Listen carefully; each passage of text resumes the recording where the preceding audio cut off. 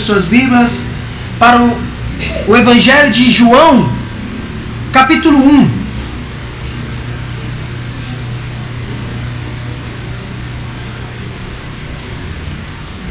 João, capítulo 1, dos versículos 45 ao 50. Evangelho de João, capítulo 1.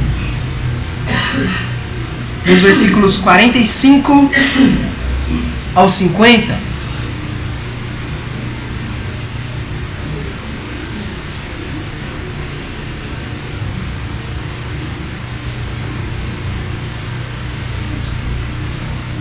Assim diz a palavra do nosso Deus. João capítulo 1, dos versículos 45 ao 50. Felipe encontrou a Natanael e disse-lhe: achamos a quem Moisés escreveu na lei e a quem se referem os profetas, Jesus o Nazareno, filho de José. Perguntou-lhe Natanael: de Nazaré pode sair alguma coisa boa? Respondeu Filipe: vem e vê.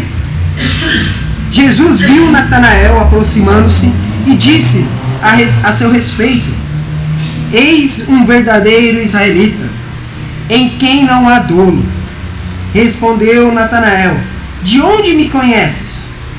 Respondeu-lhe Jesus: antes de Filipe te chamar, eu te vi, quando estava debaixo da figueira.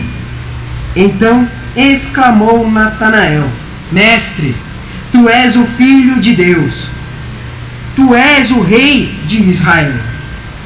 Ao que Jesus respondeu: por que te disse que te vi debaixo da figueira, crê? Por maiores coisas do que essas verás. Vamos orar? Santo Eterno Deus, nosso Pai, muito obrigado por mais esse dia. Obrigado, Senhor, pela Tua palavra. E agradecemos, Senhor, a cada momento que o Senhor nos dá a oportunidade de estarmos reunidos para aprender cada vez mais do Senhor. É isso que eu te peço, nos abençoe esse momento. Em nome de Cristo Jesus. Amém.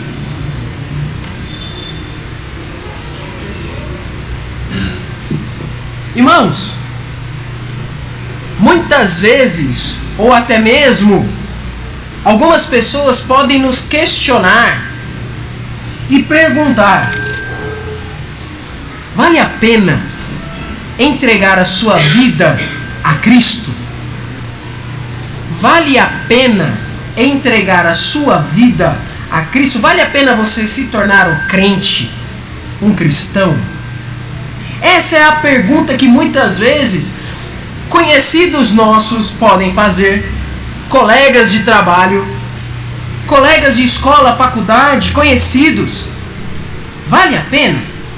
Porque olha, eu observo, eu tenho uma vida feliz, eles podem dizer. Eu posso aproveitar tudo que o mundo tem a oferecer. Mas ser crente parece que é difícil, pois eu tenho que me privar de muita coisa.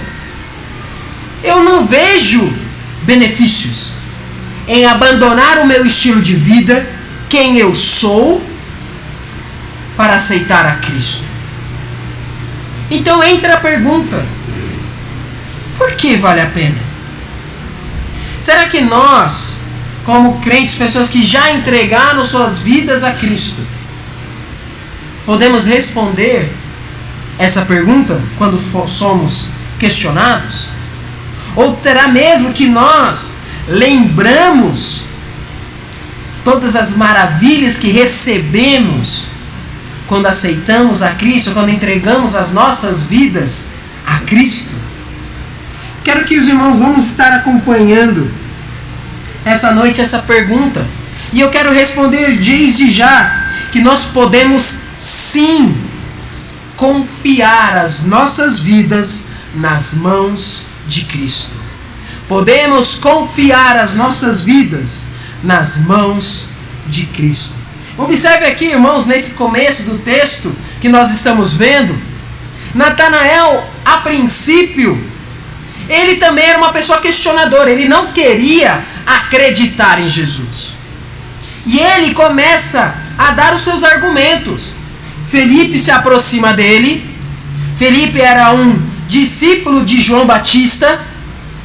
E ele chega a Natanael e fala: Natanael, finalmente encontramos o Messias, aquele que Deus prometeu que viria para libertar o povo. Achamos. Só que observe, se nós pudéssemos imaginar o rosto de Natanael nesse momento, provavelmente ele começou, conhecendo Felipe, começou a crescer uma esperança. Quando Felipe foi falando, e de repente Felipe fala: o nome dele é Jesus de Nazaré. Eu imagino Natanael como tivesse tomado um balde de água fria. A cara dele de animado murchando.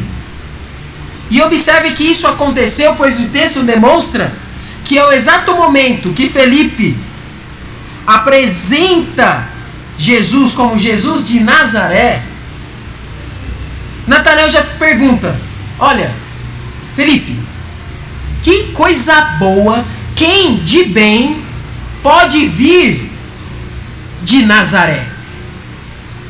Irmãos, vamos explicar o porquê dessa reação de Natanael. Natanael era um homem temente aos costumes judaicos. Ele tentava se manter puro no quesito de relacionamento com pessoas que não eram do povo judeu. Ou seja, ele não ia se casar com alguém que não era do povo judeu. Ele não iria criar negócios, parcerias com quem não era judeu. Ele não ia visitar, entrar na casa de alguém que não era judeu. Ele não ia comer à mesa de ninguém que não era judeu. E a cidade de Nazaré era uma cidade conhecida como um polo militar do Império Romano.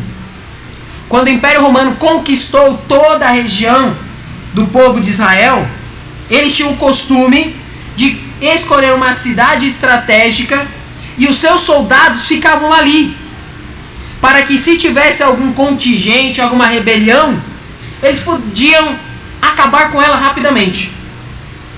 Nazaré era essa cidade, militarizada pelo povo romano. E a cidade de Nazaré, os judeus que estavam ali, por causa da convivência com os romanos, começaram a criar relações com eles, de negócio, amizades, convívio na casa de romanos e até mesmo na questão de relacionamentos, casamentos. Vou dar um exemplo. Os irmãos vão lembrar de Timóteo.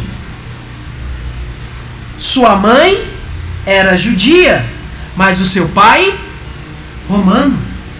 Então começou isso a ficar comum na cidade de Nazaré. Mas para todo o resto do povo judeu, isso era considerado uma abominação, uma blasfêmia. Como aquela cidade se uniu a um povo tão frio, horrível, que nos conquistou. Se juntar a esse povo é uma traição. Então, quando Natanael ouve que Jesus é dessa cidade, ele fala: duvido que esse homem é alguém de bem. Duvido que Deus iria escolher alguém dessa cidade para ser o Salvador. Irmãos, de uma forma parecida, muitas vezes nós duvidamos de quem é Cristo. Muitas vezes porque nós estamos confiantes na nossa autossuficiência. Somos pessoas boas, somos pessoas que são satisfeitas com o nosso próprio estilo de vida. E acreditamos que Jesus não tem nada a agregar na nossa vida. Pois para nós já estamos em uma esfera de satisfação. Então precisa de algo muito grande para nos impressionar. Uma figura muito imediática para nos cativar e assim começarmos a segui-lo, a dar ouvidos a essa pessoa. E uma das provas que nós podemos utilizar isso no nosso contexto do Brasil é como nós, o povo, de maneira geral, é atraído por figuras que sabem muito bem se apresentar e se vender. Nós gostamos de personagens midiáticos, carismáticos, que sabem se promover, que tem uma história por trás de superação. E quando essa pessoa surge, muitas vezes o nosso povo acaba ficando cego por ela e começa a seguir essas pessoas como elas fossem perfeitas, santas. Vou dar alguns exemplos, irmãos, vamos considerar. Vamos lá, uma pessoa, um ícone, que nesses dias, nesses tempos, veio a falecer. O Senhor Abravanel, mais conhecido como... Todo mundo conhece o nome. Como tem pessoas que admiravam Silvio Santos. Uma pessoa que veio do nada, pobre, e construiu um império. As pessoas consideravam ele um ícone brasileiro. Uma pessoa praticamente infalível. Tudo que ele tocava dava dinheiro, dava certo. As pessoas admiravam ele. Um empresário de renome. No âmbito, infelizmente, também que as pessoas são muito levadas na área da política. Como é simples uma pessoa se levantar por causa do seu histórico, carregar multidões, e essas pessoas ficam cegas por ela. Dois exemplos dos dois polos do nosso país hoje em dia. Conhecemos o lado de Lula e do outro, Bolsonaro. As pessoas não pararam de ouvir o que esses políticos têm a dizer, propostas, mas simplesmente personagens. Ou você é um, ou você é outro. Pronto, acabou.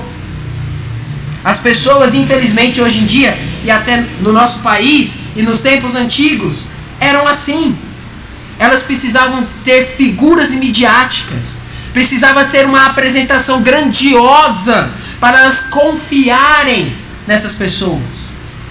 E infelizmente as pessoas querem isso de Cristo. Uma apresentação grandiosa. Eles querem que Jesus resolva todos os seus problemas.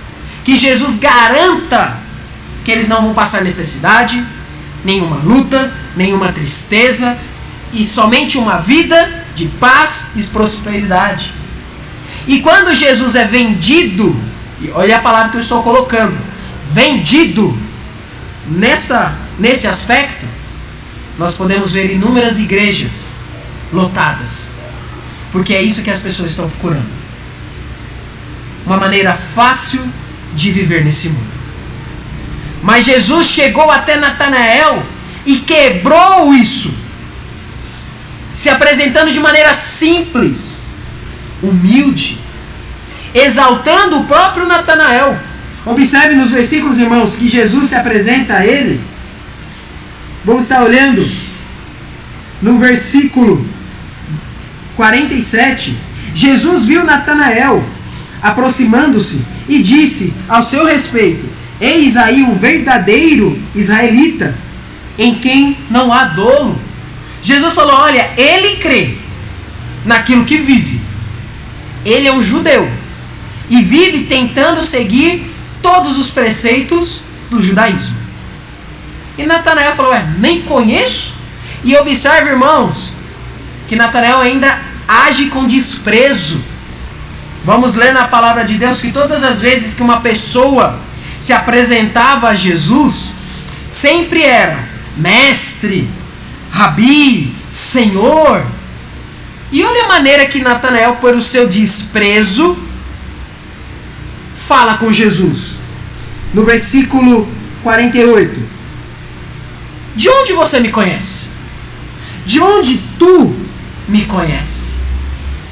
Ou seja, ele não deu nenhum respeito de mestre, de Senhor a Jesus. Novamente, ele desprezava qualquer pessoa que vinha de Nazaré. Então ele não estava dando nenhuma credibilidade às palavras de Jesus. Mas então Jesus chega para ele e fala: Natanael, sabe por que eu sei quem é você? Porque eu te vi. Eu te vi quando eu estava debaixo da figueira. Irmãos, por que isso chamou a atenção, quebrou o coração de Natanael? Uma palavra simples: eu te vi. Irmãos, Natanael foi quebrado, o coração de Natanael foi quebrado porque Jesus nos vê no momento que acreditamos que estamos sozinhos. Jesus nos vê quando acreditamos que estamos sozinhos. Não sabemos o que Natanael estava fazendo ali embaixo da figueira, mas ele tinha plena convicção que ali ele estava sozinho. E isso significa que não era um momento de descanso, não era um momento normal onde ele estava relaxando, mas era um momento especial, importante na vida de Natanael. E isso leva muito a entender que ele estava passando por um momento de dificuldade, pois ele estava ansiando, lembra, a vinda do Messias. Então ele estava preocupado, ele estava agitado. E nesse momento onde ele se considerava sozinho, triste, passando por dificuldades, Jesus chega até ele e fala: Natanael, eu estava te vendo. Quando ninguém está vendo a sua dor, a sua luta, a sua preocupação, eu te vi. Irmãos, Deus, ele nos vê quando acreditamos que estamos sozinhos. Ele nos vê no sentido físico. Quando estamos sozinhos, quando estamos passando por um momento de dificuldade, quando estamos, vamos colocar uma situação, estamos dirigindo o nosso carro, estamos sozinhos, e algo está acontecendo, quase um acidente acontece. Jesus está nos vendo. Ele vai nos proteger, ele vai nos ajudar nesse momento que estamos sozinhos fisicamente. Mas também Jesus, ele pode e ele nos vê quando estamos sozinhos psicologicamente. Como assim? Deus nos vê quando estamos sozinhos psicologicamente. Vamos colocar no contexto dos nossos trabalhos, nos contextos das nossas escolas, contexto dos nossos relacionamentos, nas nossas famílias, em locais que somos atacados, bombardeados por tentações, somos atacados por pressões de resultado, onde mesmo em volta de pessoas nos sentimos sozinhos, porque parece que são todos contra nós. E a nossa mente começa a ficar fraca, porque é muita pressão. É chefe, colegas, professores, algumas tentações que surgem para nós pecarmos. Às vezes no trabalho está acontecendo uma situação e você se vê obrigado a pecar, a enganar, a mentir, para se livrar dessa pressão que as pessoas estão colocando sobre você. É muito comum na área de trabalho nós sofrermos esse tipo de pressão. E por causa dessa pressão constante que sofremos, começamos a nos sentir sozinhos naquele local. Mesmo que dentro do nosso trabalho, da nossa equipe, da nossa empresa, existam milhares de pessoas. Mas naquele momento, quando aquela pressão está acontecendo, estamos sentindo acuados, nos sentimos só. Porque não tem ninguém ali que compactua das mesmas crenças que nós. Não tem ninguém ali com quem eu possa desabafar, falar o que está acontecendo. Então, mesmo em volta de pessoas, nos sentimos sozinhos. E a nossa mente vai cansando. a nossa mente começa a falhar. A pressão psicológica que nós sofremos pode afetar a nossa vida, a nossa saúde física. Então nós começamos a falhar. A nossa mente não funciona direito. E muitas vezes nós achamos, eu acho que é falta de alguma coisa. Acho que eu preciso ir no médico fazer alguns exames. Eu preciso mudar a minha alimentação. Isso é ótimo, façam isso mesmo. Mas muitas vezes é porque nós estamos sendo pressionados pelo inimigo. Satanás está usando as pessoas do seu trabalho para te pressionar, para você abrir brechas e abrir mão da sua fé no dia a dia. E nesse momento ficamos tão pressionados que nos sentimos sozinhos. Mas nesse momento eu quero que os irmãos lembrem: Jesus está te vendo. Você não está sozinho. Mesmo quando você é pressionado, a sua mente é pressionada a falhar, a desistir, Deus, Jesus, está de olho em você. Ele quer te ajudar, Ele te conhece como Ele conheceu Natanael. Ele sabia quem ele era, as suas necessidades. Ele conhece cada um de nós. Ele sabe o que nós precisamos. Irmãos, Jesus também nos vê no âmbito emocional, quando nos sentimos sozinhos emocionalmente. Pior que a solidão física é a solidão emocional. Porque as pessoas, quando estão se sentindo sozinhas, emocionalmente falando, elas se tornam vulneráveis, dispostas a realizar coisas que em um dia comum, podemos colocar, nunca fariam. Uma pessoa que se sente sozinha emocionalmente, quando alguém de má índole aparece em sua vida e lhe dá um pouco de atenção, lhe dá um pouco de credibilidade, de valor, essa pessoa se torna a pessoa mais importante na vida dela. Se torna um ídolo, um Deus na vida dela. Ao ponto que essa pessoa pode começar a manipular, pedir coisas para nós, e sem perceber, nos tornamos refém dela.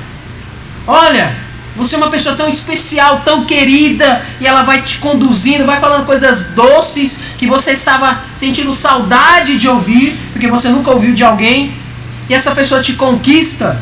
Aí de repente, olha, estou passando por uma dificuldade financeira, estou passando por esse problema. Não, eu te ajudo. O que você precisa? Eu precisava de 10 mil. Eu te ajudo, a gente tenta um financiamento, eu tenho um cartão de crédito. E as pessoas são iludidas. Isso acontece também em muitas igrejas. Pessoas são emocionalmente sensíveis. E a pessoa fala, olha, eu preciso disso. E quantas pessoas não vendem tudo que tem para agradar as pessoas da igreja? Irmãos, não é isso que a Bíblia nos ensina. E eu quero que você saiba, que nós saibamos que Deus está nos vendo quando você se sente sozinho emocionalmente. Porque Ele pode suprir a carência que você está sentindo. E muitas vezes, irmãos, outro perigo que nós temos é porque muitas vezes podemos nos sentir sozinhos, mesmo dentro do nosso lar. Você está passando por um problema, você se sente culpado, triste, mas você não consegue se abrir com seus familiares. Você não consegue se abrir com seu marido, com a sua esposa. Você não consegue se abrir com seus pais. E olha a armadilha de Satanás. Você não se abre com as suas pessoas que deveriam ser a sua base, seu conforto. E por você não fazer isso, você já está passando por problemas. E além disso, você começa a se sentir culpado por não compartilhar as suas lutas. E aí começa uma bola de neve. Eu estou passando por um momento difícil, não compartilho, me sinto culpado por não compartilhar, me sinto mais sozinho. Aí começa tudo de novo. E esse ciclo vai aumentando. E é por isso que muitas vezes pessoas ficam surpresas quando descobrem que alguém que está no nosso meio entra em depressão, está passando por problemas psicológicos, emocionais. Vai falar, nossa, ela estava aqui do meu lado. Quantas vezes nós já não tivemos situações assim, onde pessoas estavam no nosso meio, mas porque ela não se sentia parte, se sentia sozinha emocionalmente, ela nunca se abriu com ninguém, e nós nunca sabíamos qual eram os problemas, as dificuldades que ela estava enfrentando. Então, de repente, ela vai embora. Procura o amparo que não encontrou e abandona os caminhos de Deus. E nós ficamos, nossa, mas ela nem parecia que estava sofrendo, ele estava tão bem do meu lado, estava até rindo.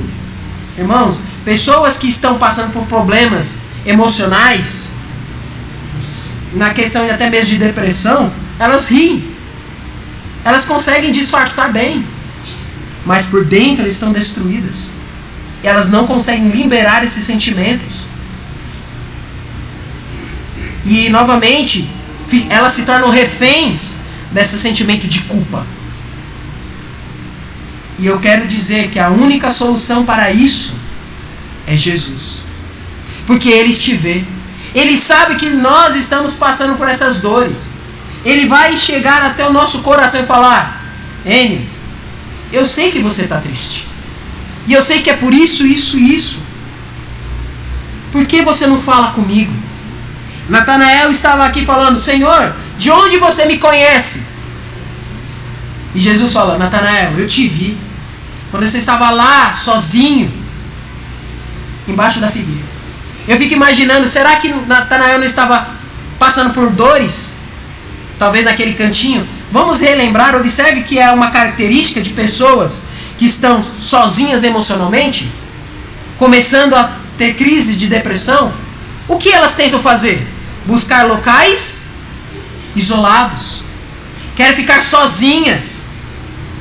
Preferem se afastar das pessoas. E Jesus falou: olha, eu te vi lá. Você achou que estava longe, mas eu vi você. Porque eu me importo com você, eu sei quem você é de verdade. E eu sei o seu valor. E eu quero você junto comigo. Jesus conquistou Natanael porque ele viu o que passava dentro do coração dele. Irmãos, Deus, Ele pode ocupar, acabar com a nossa solidão. Saber que a presença de Deus está perto, que a presença de Deus está ao nosso lado, vai nos trazer muita força, vai nos trazer muita... Ou tiveram essa sensação de ver quando uma criança está realizando alguma apresentação, ou tem algum evento, principalmente talvez das crianças nas escolas, até mesmo aqui da igreja, e ela fica procurando os pais.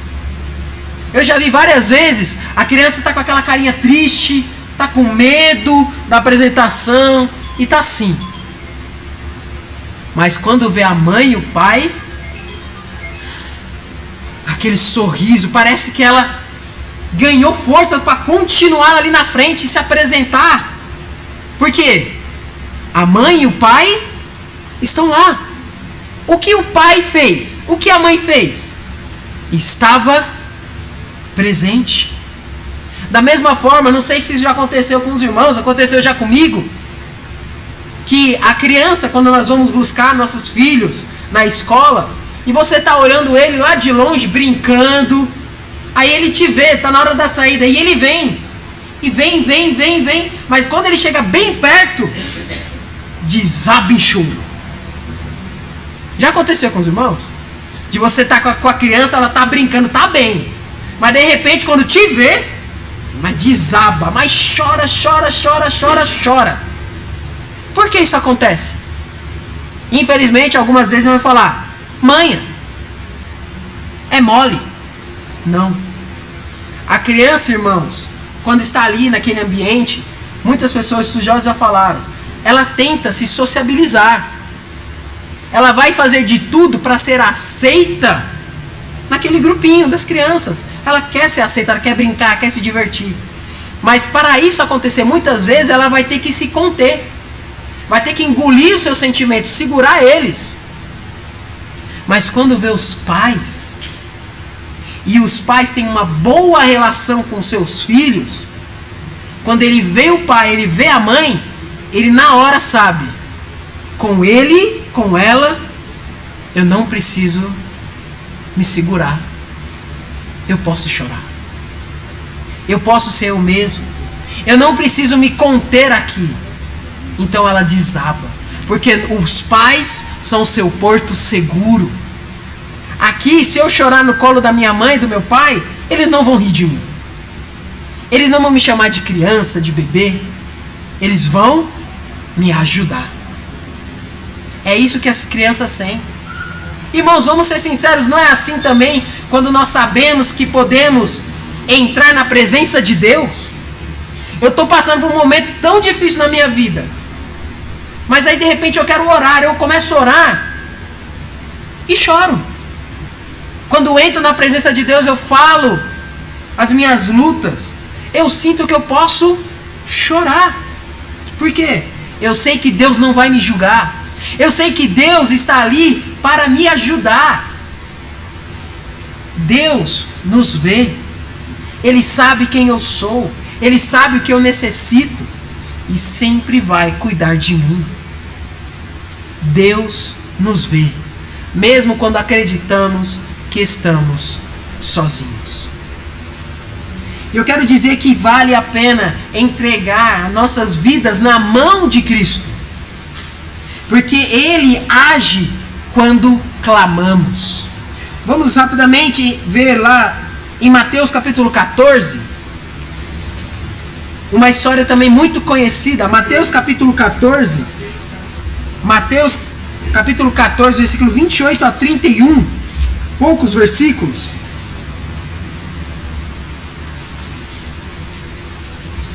Mateus capítulo 14, do versículo 28 ao 31.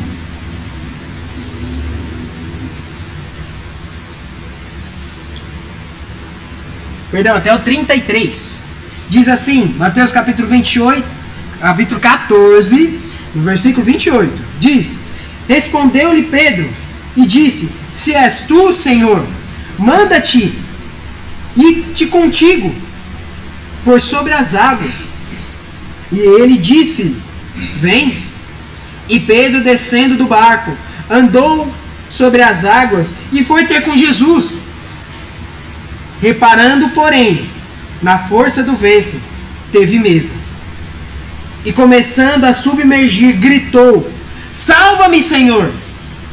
E prontamente Jesus, estendendo a mão, tomou e disse: Homem de pequena fé, por que duvidaste? Subindo ambos para o barco, cessou o vento. E os que estavam no barco o adoraram, dizendo: Verdadeiramente és Filho de Deus. Irmãos, podemos entregar as nossas vidas nas mãos de Cristo, porque Jesus age quando clamamos. Jesus, ele age quando clamamos por ajuda. Muitas vezes, irmãos, nesses contextos aqui, a história, os discípulos de Jesus estavam passando por uma tempestade, estavam num barco no meio da tempestade, e eles estavam preocupados porque o barco ia afundar. Então, de repente, Jesus surge no meio do mar, sobre as águas. E ele, como homens corajosos, gritaram falando que era um fantasma. Então Jesus fala: Calma, sou eu. Pedro, no ímpeto, falou: Senhor, se é tu mesmo, eu quero ir aí com o Senhor. E aí, vamos desenrolar essa história. Observe aqui, irmãos, que os discípulos, quando estavam na tempestade, E muitas vezes nós também, quando estamos passando por dificuldades, podemos nos sentir traídos por Deus. Podemos nos sentir desiludidos por Deus. Como? Observe aqui que Pedro, eles estavam passando por uma tempestade. E muitas vezes, nós até acostumamos a passar por alguns tipos de luta, né? Dependendo do nosso trabalho, dependendo do convívio com as pessoas, nós já sabemos mais ou menos quais vão ser as nossas lutas. Então nós até nos acostumamos a enfrentar algumas coisas. E até mesmo já sabemos até como lidar com elas. Então, essas lutas acontecem, mas entram na nossa zona de controle. Porque eu sei lidar. Então o que acontece quando estamos ali enfrentando essas lutas? Aqui está tudo bem, eu sei lidar com isso aqui. E esses homens eram pessoas experientes. Todos ali, em sua grande maioria, eram pescadores. E a Bíblia fala que pescadores experientes, principalmente Pedro. Irmão, se tem uma pessoas, homens corajosos, são pessoas que trabalham em alto mar. Não sei se os irmãos já viram, uma vez a Natália, minha esposa, mostrou um vídeo de proposta de emprego. Se alguém quiser, eu vou indicar agora. Emprego bom. 100 mil reais por mês. O que você tem que fazer? Reparar navios e plataformas de petróleo. 100 mil. E a sua aposentadoria é 7 vezes mais rápida. Você só precisa ficar em alto mar e consertar barco e plataforma. Aí a Natália chegou pra mim e falou assim: amor, que tal? Irmão, no primeiro vídeo, quando eu vi a onda batendo no rapaz que estava consertando o casco do navio, mas jogou ele tão longe, e eles não são presos. Eles ficam amarrados numa corda, mas não é fixo, porque a onda é tão forte, e se bater nele e eles estiverem presos, fixos, a onda vai quebrar os ossos dele. Então ele é amarrado numa corda, a onda vem, bate e leva. Depois que a onda passa, o companheiro dele puxa, que nem peixe. E fica peixe puxando. E eu fiquei olhando aquele vídeo e o cara sendo puxado. Passou 3 minutos o cara sendo puxado. E nada. Aí eu falei: e amor, 100 mil, hein? Eu falei: não consigo. Eu tenho medo de ficar na represa, imagina, no meio do mar. Não dá certo, morro de medo. Eu admiro quem tem que falar: eu vou no cruzeiro. Eu olho aquelas ondas no mar batendo, falei: não dá. Então imagine Pedro no meio do mar. Lembrando, não são esses barcos modernos, barquinho de madeira. E se Pedro estava olhando e falou: vai afundar, a coisa estava séria, estava complicada. E Pedro, mesmo sendo um homem experiente na sua profissão, ao ver Jesus, ele teve uma atitude que talvez nenhum dos outros colegas iam ter, que foi lá: Senhor, eu quero ir aí. Irmãos, novamente, Pedro era um homem experiente, pescador.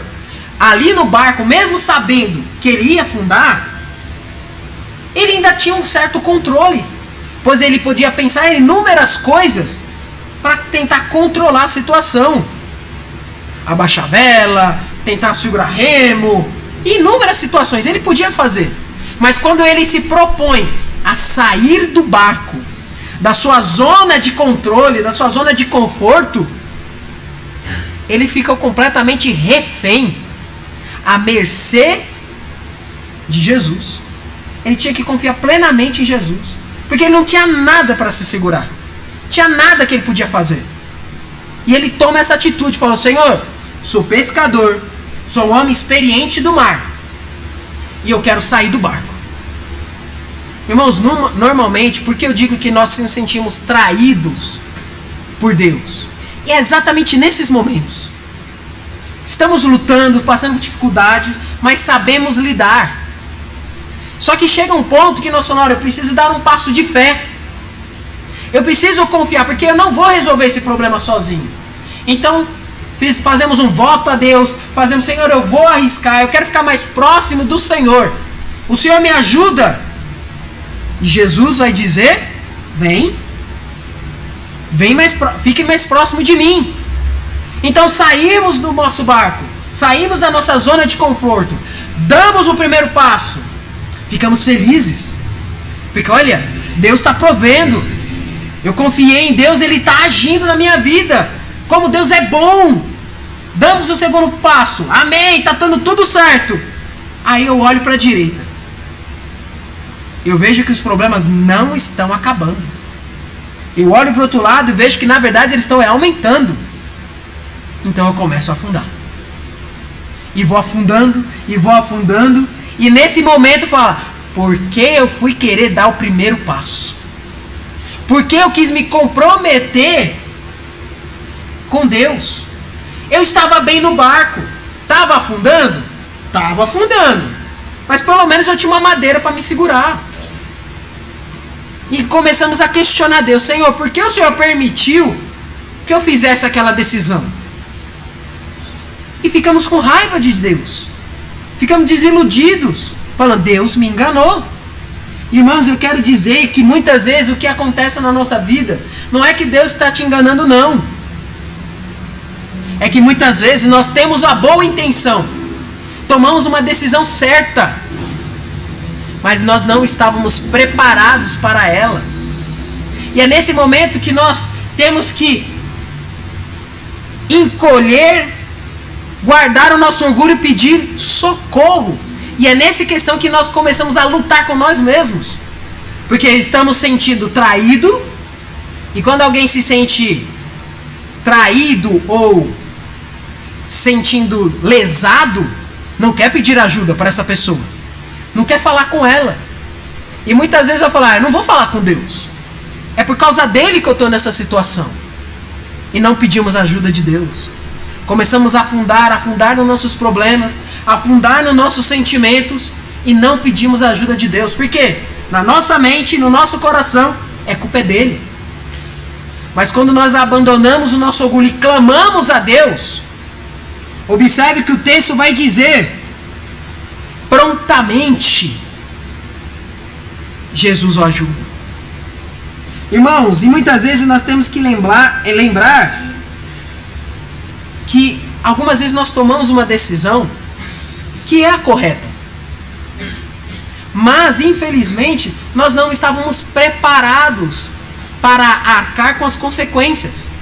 Ou acreditávamos que essas consequências das nossas ações não queriam chegar.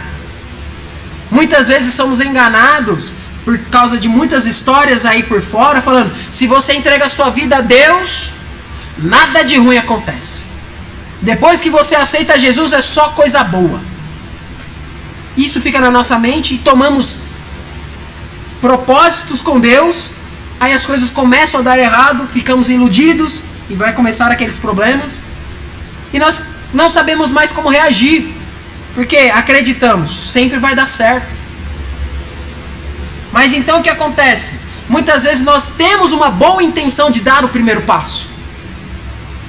Às vezes, infelizmente, damos esse primeiro passo, algo bom, mas pelos motivos errados, pelas motivações erradas, acreditando que tudo vai ser bênção, acreditando que nada de ruim, Satanás não vai tentar me derrubar mais, não vai atacar a minha vida, e por isso desanimamos, ficamos frustrados com esse sentimento de traição da parte de Deus. Mas observe, irmão, quando nós pedimos a ajuda de Deus, a Bíblia fala que Ele prontamente vem ao nosso auxílio. E é interessante que muitas vezes nós esquecemos o significado das palavras.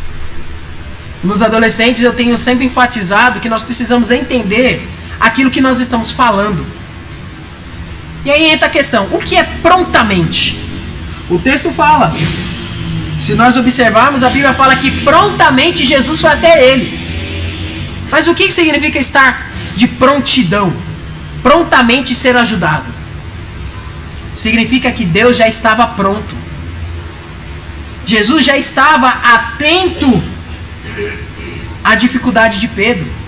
Ele estava ali, lembra? Deus, Jesus, ele nos vê. Então ele já estava pronto para nos ajudar. O que ele estava esperando? Nós falarmos. Ele já está pronto. E Jesus, ao ser acionado por Pedro, prontamente, ele já estava preparado para agir. Ele pega na sua mão. Irmãos, eu quero que irmãos observem como o auxílio de Cristo nas nossas vidas, quando estamos passando por momentos de dificuldades, é amplo. Quando o socorro de Cristo vem em nossas vidas, ele nos traz, em primeiro lugar, segurança. Observe lá no versículo que fala que Jesus prontamente o segurou, o tomou pela mão. Lembra aquela sensação de segurança que Pedro podia ter dentro do barco? Por ali está uma madeira, algo que ele poderia se segurar para não afundar. Jesus prontamente o tomou. Ou seja, Pedro agora sabia, afundar eu não vou mais. Porque é Jesus que está me segurando. Quando estamos passando por lutas, temos que lembrar, se nós clamamos, pedimos a ajuda dele, ele não vai nos deixar afundar. Ele vai prontamente tomar a nossa mão, ele vai nos segurar. Não vai depender mais das minhas forças, e sim a dele. Em segundo lugar, o socorro de Cristo nos traz instruções aonde erramos. O texto fala que quando ele segurou a mão, tomou, logo em seguida Jesus disse: homem de pequena fé, por que duvidaste? O socorro de Jesus nos traz ensinamentos. Jesus vai querer nos ensinar aonde erramos. Ele vai falar: meu filho, a sua decisão de sair, de querer ficar mais próximo de mim, foi certa. Querer obedecer a minha palavra foi certa. Mas você errou aqui. Você errou nesse ponto. No caso de Pedro, ele olhou as lutas que não sumiram. Talvez no nosso caso, acreditarmos que nós poderíamos vencer sozinhos, darmos ouvido a outras pessoas, esquecer de olhar para Cristo. Mas quando nós clamamos, ele vai nos corrigir. Ele vai nos instruir: olha, você errou aqui. Da próxima vez, toma cuidado. Aqui é onde você tem que tomar atenção. O socorro de Cristo ainda traz uma sensação de companheirismo. No versículo que segue, o texto fala que ambos subiram no barco. Temos a sensação de segurança, ensino aonde erramos e ainda de companheirismo, porque agora nós sabemos que é na minha caminhada eu tenho Jesus ao meu lado. Então ele vai estar comigo agora, olha, vamos juntos até o final. Eu vou estar com você ao seu lado. Então vem comigo. Vamos subir juntos. Vamos lutar juntos. Vamos vencer as suas dificuldades juntos. Eu estou com você. O socorro de Jesus traz também a consciência que precisamos adorá-lo. O versículo fala que depois que Jesus subiu junto a Pedro, todos ali louvaram a Deus. O louvaram, porque ao mesmo tempo que ele subiu, o vento cessou, a tempestade acabou. Então eles falaram: ele é filho de Deus. Vendo isso, eu só tenho uma decisão a fazer: louvar a ele. Irmão, quantas vezes Deus já não agiu em nossas vidas e a única reação que nós tínhamos a fazer é: Senhor, muito obrigado. Senhor, obrigado. Senhor, muito obrigado. Irmãos, o agir de Deus nos leva a adorá-lo. Nós precisamos sempre reconhecer: Deus está agindo em minha vida, eu tenho que louvá-lo, porque ele merece. Eu não tenho escolha, eu preciso louvar a Deus. Eu preciso agradecer a Cristo por todas as vezes que ele responde às minhas orações. Irmãos, eu gostaria de mencionar ainda que nós podemos entregar a nossa vida nas mãos de Cristo. Em último lugar, porque Ele nos aceita quando reconhecemos a nossa cruel realidade. Vamos para Lucas capítulo 23.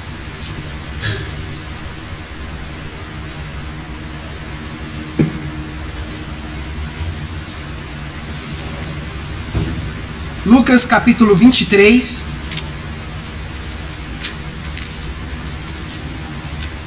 Versículo 39. Lucas capítulo 23.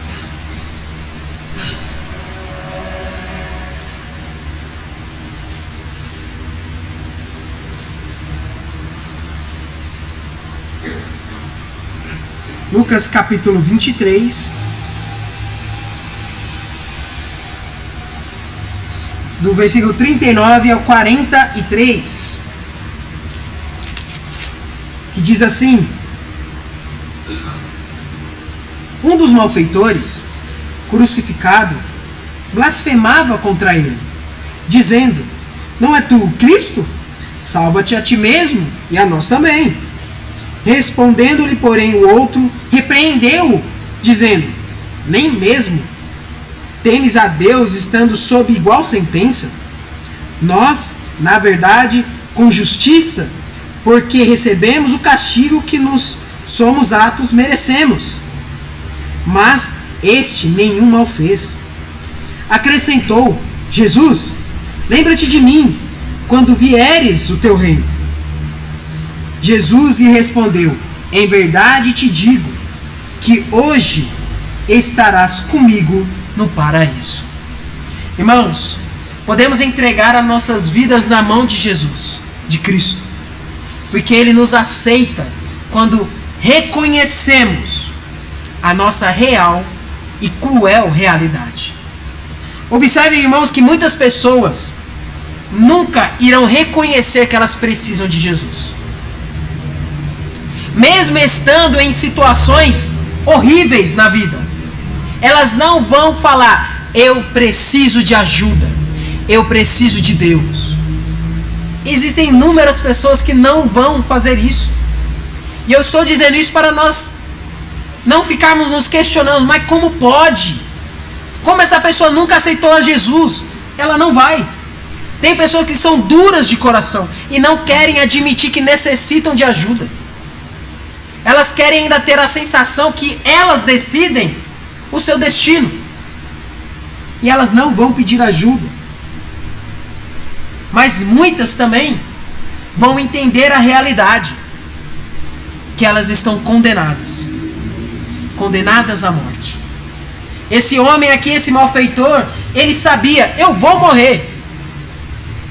Eu não tenho o que fazer. Então que adianta blasfemar contra Deus? O texto demonstra que fala: eu mereço estar aqui. Não foi Deus que me deixou nessa situação. Fui eu. Foram as minhas decisões, as minhas atitudes, as minhas companhias. Foi por causa disso que eu estou nessa situação. Deus não fez nada. Eu sou responsável por todas as minhas ações. Por que eu estou reclamando de Deus? Porque Deus não me ajuda. Irmãos, novamente, Deus não é obrigado a fazer nada. Ele não é obrigado a nos dar uma vida de mar de rosas. Tudo que Ele faz é por amor. É pela plena misericórdia. Porque Ele nos vê e tem compaixão de nós. Mas infelizmente há pessoas que preferem continuar na lama. E um desses malfeitores estava aqui, murmurando, blasfemando com Deus. Mas o outro, por outro lado, falou: eu mereço. Eu mereço tudo isso. E nesse momento que ele reconhece os seus erros, ele olha para Jesus e fala: Senhor, Jesus, eu não sei porque você está aqui. Era só para eu e esse meu colega estar aqui. O Senhor não merecia morrer na cruz. Eu sim deveria. Quando nós reconhecemos, irmãos, quem nós somos, nossa realidade, entendemos que o sacrifício que Jesus fez na cruz é grandioso. Quando entendemos que somos culpados pelos nossos pecados, somos responsáveis por tudo que acontece na nossa vida, olhamos para Cristo que se sacrificou, Ele escolheu estar ali sofrendo, falamos, é um ato de amor muito grande. Ele não merecia, não merecia mesmo, mas Ele escolheu por amor a nós. E Ele não tomaria outra decisão. Jesus escolheu estar conosco. E esse homem chama Jesus e fala, Senhor, lembra de mim? Porque eu sei que o Senhor não merece. E eu tenho certeza que Deus não vai fazer uma injustiça. Lembra de mim? Porque o Senhor vai reinar. E observe a resposta de Cristo. Novamente, nós já sabemos que quando nós clamamos, Deus prontamente age. E a resposta aqui diz, vamos estar olhando a resposta de Jesus.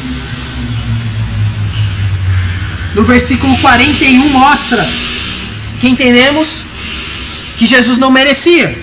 Mas a resposta de Jesus demonstra, em primeiro lugar fala, Jesus fala, verdadeiramente ou em verdade te digo, ou seja, é uma verdade absoluta. Jesus não te dá dúvida na sua resposta. Olha, verdadeiramente, com toda certeza, não importa o que aconteça, você vai estar comigo no paraíso. Verdadeiramente, Jesus te dá certeza absoluta da salvação.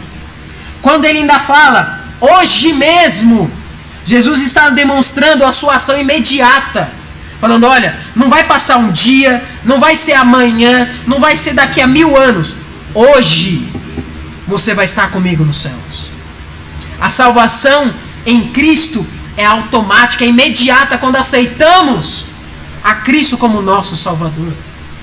Quando Jesus fala, estará comigo, Jesus está mostrando intimidade. Jesus está dizendo, você pecou a vida inteira, fez atos horríveis, mas eu quero você agora do meu lado, como parte da minha família. Quando Jesus mostra, falando, você vai estar comigo no paraíso, Jesus está representando um local perfeito, um local de perfeita satisfação, onde não haverá mais necessidade alguma. E eu acho interessante demonstrar, irmãos, que essa palavra, quando Jesus usa, falando sobre o paraíso, os judeus utilizavam essa palavra em específico somente para se referir ao jardim do Éden, um local onde os homens não tinham necessidade de nada. Adão e Eva, quando estavam lá no jardim do Éden, estavam no paraíso, um local perfeito para se estar, um local onde eles não precisavam de nada. É a mesma palavra que Jesus usa aqui, falando, olha, você vai estar comigo no paraíso, um local que você não vai ter necessidade, um local perfeito. É lá que eu vou te levar. E uma curiosidade, jardim do Éden, Éden significa deleite, ou seja, o jardim do deleite de Deus, ou seja, um local onde Deus se satisfaz em ver, em estar. Ou seja, mais uma vez, é um lugar tão maravilhoso que nós não vamos ter necessidade alguma, não vamos precisar de nada, seremos sempre felizes e satisfeitos em um local onde Deus vai estar.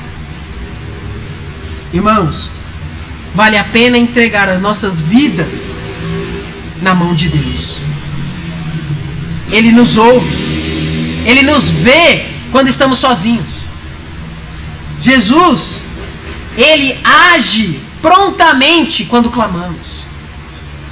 E Ele nos aceita quando reconhecemos que precisamos do seu perdão. Esse é o Jesus que nós servimos. Esse é o Jesus que nós podemos dizer, olha, vale a pena sim ser crente. Vale a pena sim aceitar a Cristo. Porque o que Ele me dá, o que Ele me oferece, nunca eu vou ter nesse mundo. Somente com Cristo eu tenho a certeza da salvação. Somente com Cristo eu sei que um dia eu vou estar no paraíso. Pois Ele vai estar lá. Ele vai andar comigo. E eu sempre vou ser feliz. Irmão, vale a pena aceitar a Cristo.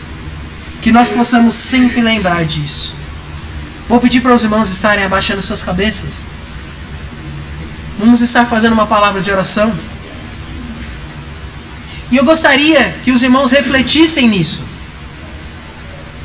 Será que na minha vida, na correria, nas lutas que eu tenho enfrentado, eu me questiono e pergunto para Deus e para mim mesmo, será que está valendo a pena? Será que tem valido a pena continuar insistindo na minha fé? Será que vale a pena? Talvez é uma pergunta que você já tenha feito, se você já é salvo. Por causa das lutas, inúmeras quantidades de tribulações que você tem vivido. E eu quero dizer essa noite que vale a pena. Porque você não está sozinho. Sempre que você enfrentar uma dificuldade, saiba que Jesus está vendo. Saiba que Ele quer agir prontamente quando você pedir. E se você essa noite ainda não tomou a decisão para Cristo, saiba que Ele está pronto para te aceitar.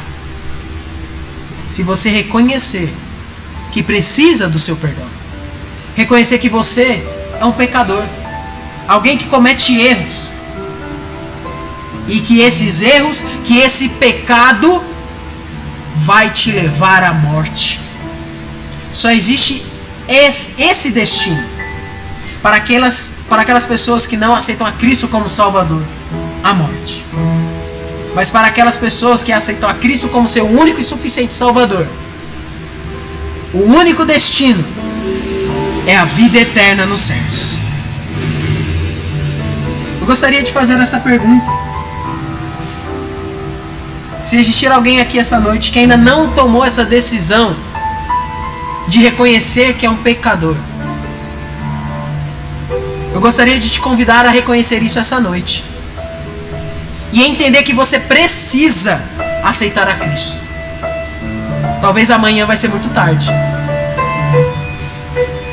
Será que tem alguém aqui que deseja, a partir de hoje, ter esse relacionamento com Deus?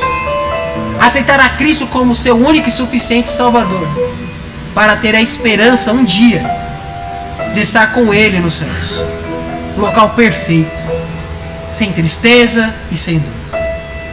Se você essa noite quer tomar essa decisão, levante sua mão. Eu gostaria de orar por você,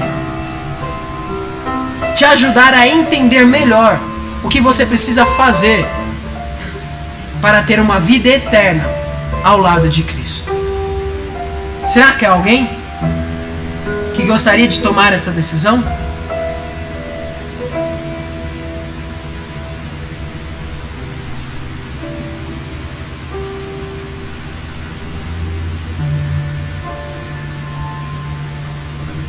Santo Eterno Deus, nosso Pai, muito obrigado por mais esse dia.